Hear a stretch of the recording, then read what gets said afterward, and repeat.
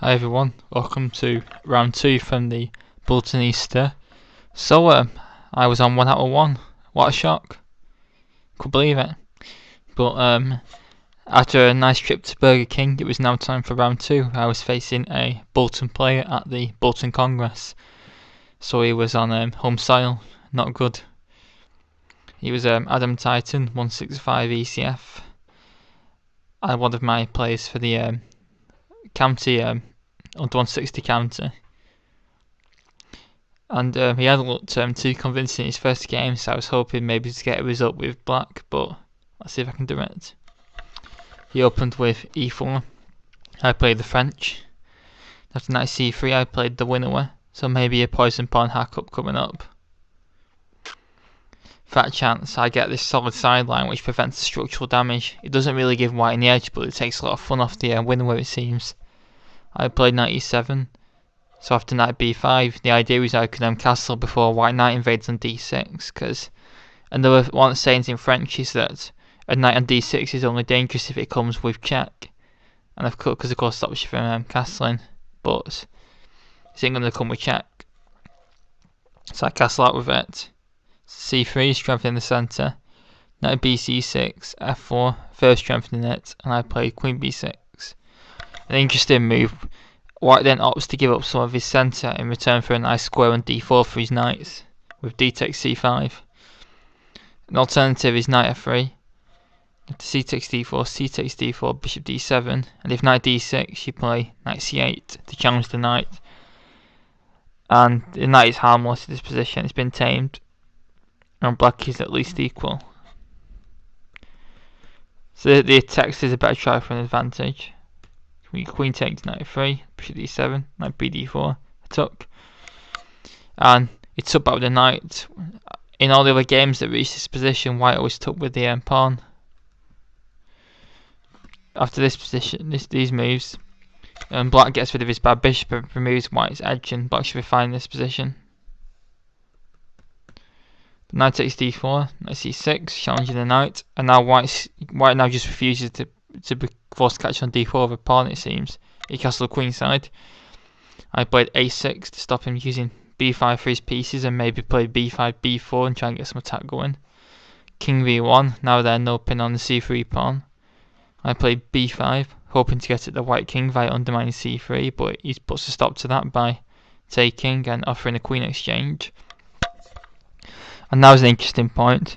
I either have to swap the queens off or retreat and allow white's queen to have a central outpost. Not good.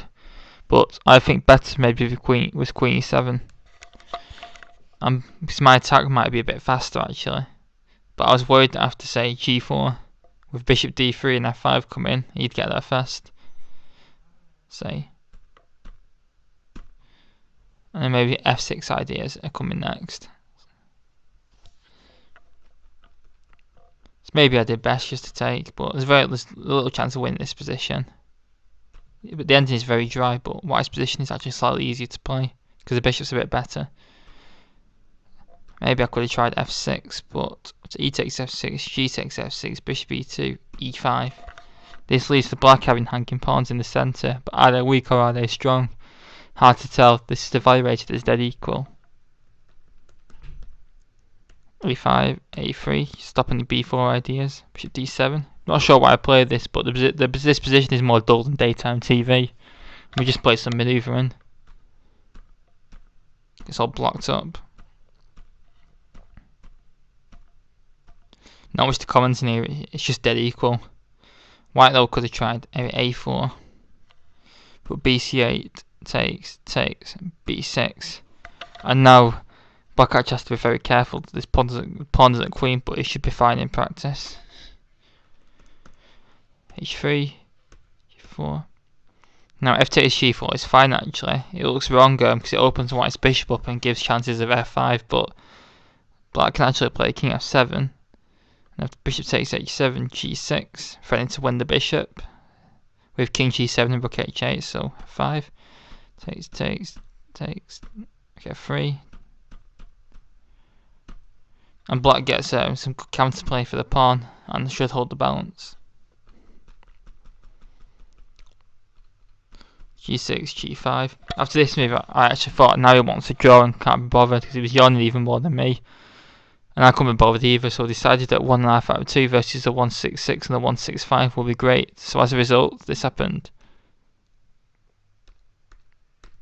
I punted the draw offer, but he declined. Not good. He's very slightly better here, so I can understand why. I knew I was either going to crumble like a sandcastle or draw. So he played H4. It did take a long time though, so I think he nearly accepted it. King G7, H8, Bishop E8. I'm usually play with goals all out for the win, but I really couldn't be bothered. Now he sneakily played Rook H1. I know after Rook A, if I played Rook A8, Rook A1 takes. A minor level player could hold this versus me with ease, but I missed the point of his last move and played H5. After Rook A1. Whoops, the rook is now coming in and white now has all the play, and I definitely won't be a draw offer accepted now. See, now I've got tied down. It should still be drawn because it's all blocked up, but I have to be careful. The king is coming in for the kill. Luckily, I always have a check which either forces the king back or wins c3, and then my rook becomes violently active. So white tries a sneaky pawn and it works, because I do my usual blunder. K8. So now I'm guessing moving the rook. So I'm guessing moving the rook up means that after rook B8 I can't defend B5. So what do? I move the rook over. But to be honest, it isn't actually that bad. It's my follow-up's the bad bit. Rook B8. And now I should have played Bishop C6. Bishop takes, rook takes, check. E3, rook takes F4. And to be honest, all white's pawns are falling now, so he has to probably perpetual check with his rook.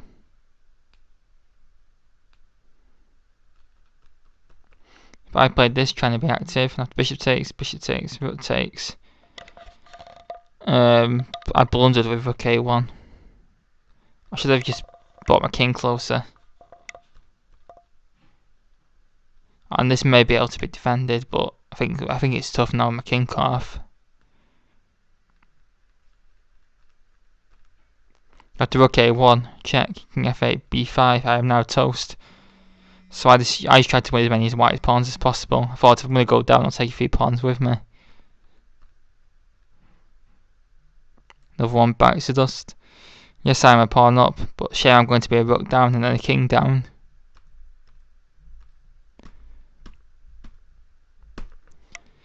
So now it's time to throw in the towel.